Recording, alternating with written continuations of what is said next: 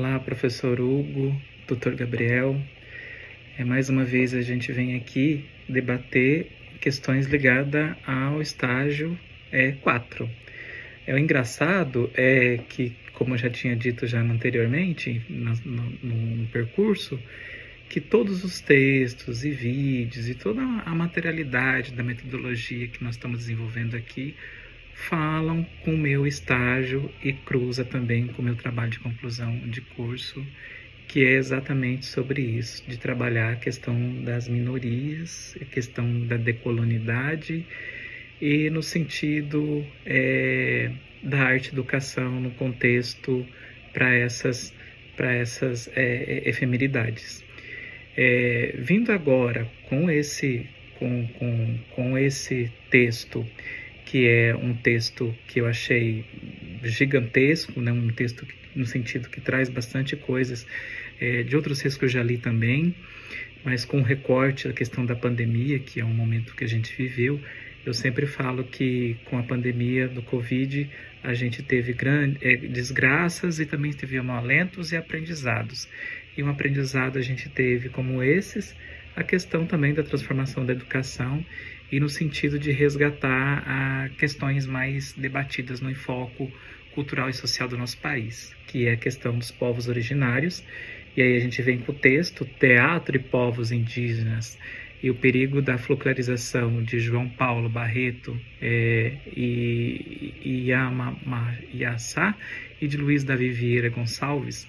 É um texto que a gente fala sobre que debate não só sobre a culturalização cênica, a arte, mas no sentido de resgatar a questão historicidade, da etnografia, da antropologia, as questões mais históricas no sentido de nosso povo e de nossa origem. Então, quando a gente faz a leitura de um texto desse, que fala um pouquinho sobre os resgates da ancestralidade, de memória, passado, e uma linha do tempo, que traz vários sentidos para a gente poder discutir, e uma delas é essa, desenvolvido a questão da arte indígena no contexto, para além disso, né, num contexto escolar. Porque quando a gente trabalha a questão indígena, trabalha a questão arte indígena, a gente vai lembrar sempre, trabalhando isso na escola, é claro, sempre as mesmices, sempre as mesmas coisas que a gente consegue associar.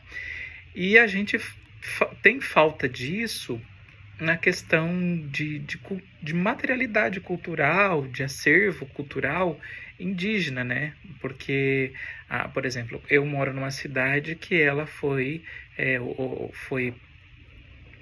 realmente colonizada não, foi realmente descoberta, e a nossa grande raça, a nossa cor aqui, nossas pessoas de Cuiabá são negras e indígenas. Então a gente vai lembrar de todas as nossas materialidades culturais, que é o patrimônio material de Cuiabá, que é a questão da dança do Siriri-Coruru, que é a origem dos indígenas bororos. A gente vai lembrar também toda a alimentação, que a gente tem aqui também, a comida regional, que é advinda dos indígenas.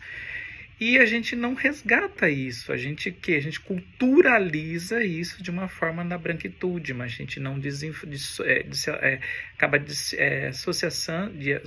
sociabilizando no sentido de deixar de lado o que é aprendido, que a gente sabe que, na verdade, a gente tem a grande parcela da nossa história é dos povos originários, né, da sua cultura, da sua etnia, da sua hegemonia no contexto geral, e a gente deixa de lado isso. Então, quando a gente faz a leitura desse texto e falar sobre a arte, falar sobre todas folclorização, Cuiabá é uma cidade folclórica, a gente praticamente não externa isso, porque a gente sabe que tem vários contextos folclóricos indígenas e muita gente é esquecido e a gente não sabe disso. E, como eu disse, o meu projeto de pesquisa, o meu trabalho de conclusão de curso vem desenvolver exatamente essa amarração aí sobre a culturalização esquecida no patrimônio de Cuiabá. Pois bem, feita essa questão, é uma inclusão social, a gente vem para o documentário Libras para a Arte, né? que é uma coisa assim que eu gosto muito, porque eu desenvolvo trabalho em educação inclusiva, e de fazer a associação da Libras hoje, que é fundamental, é importante que a gente aprenda, e é importante que a gente se comunique com o todo. Isso é legal, que a Libras também tem a sua parcela na arte, tem a sua parcela na questão da contextualização cênica. E muitas vezes a gente acha que é só realmente fazer uma interpretação, um intérprete que realmente, ou um técnico que vai auxiliar para no sentido de falar com alguma pessoa que realmente não é surda e muda.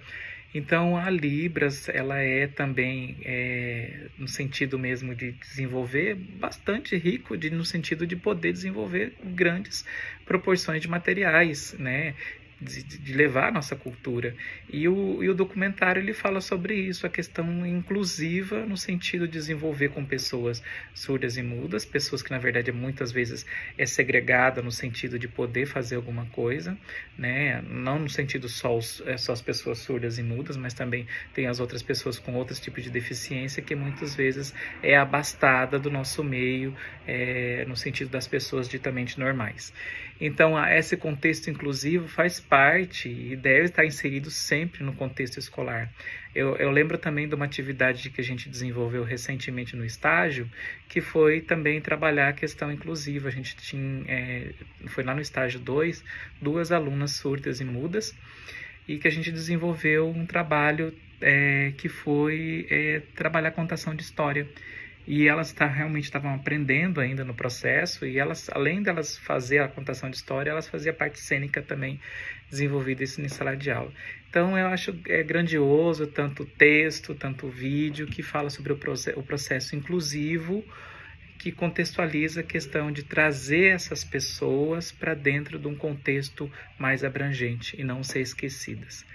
É isso, meu muito obrigado, professores, e até a próxima.